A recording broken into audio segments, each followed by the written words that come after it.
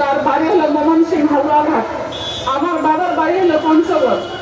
আমার স্বামী 20 জুলাই গাজীপুরা 27 রোডে গুলি হয়।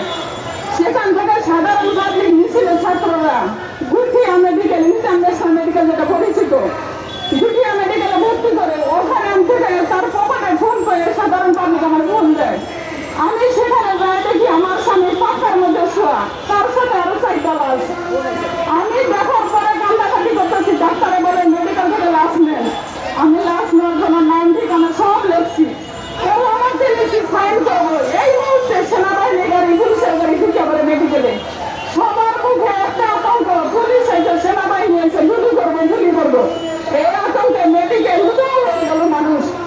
এত মানুষ ছিল মেডিকেলে, তার হাত বন্দিশ করে, পা বন্দিশ করে। আবার 4-5টা লাশ এখানে শোয়া। তার মধ্যে 4 নম্বর লাশটা হলো আমার, যেটা মনে হয়েছে রাজু, এই তার ছবি। যখন লাশটা আমার চোখের সামনেতে নিয়ে যায়, আমার অগ্নি নির্বাপক যন্ত্র গায়ে ঢিলা মারে। আমি লাশের সাথে দাঁড়ায় আছি দেখে আমার সহ তারা গুলি করতে চাইছিল। আল্লাহর কি বিধাতা ধর্মের ফল, আমি দেখে গেছি আমার পাশের ভাড়াটের আমার টাইমে নিয়ে আমাদের চাই পিছনে। পরে আমার স্বামীর লাশ নিয়ে যখন পিছিয়ে পিছিয়ে দৌড়াইতেছে, আমাকে বলে তাজউদ্দিন মেডিকেলে যোগাযোগ করেন। আমি তাজউদ্দিন মেডিকেলে যাই দেখি ওর লাশের অবস্থা, ওখানে আমার স্বামীর লাশ নাই।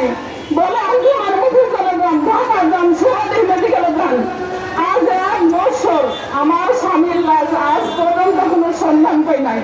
আমি মামলা দিয়েছি, মামলার মাধ্যমে বলছি আমার স্বামী নদীতে খাওয়াই দেব,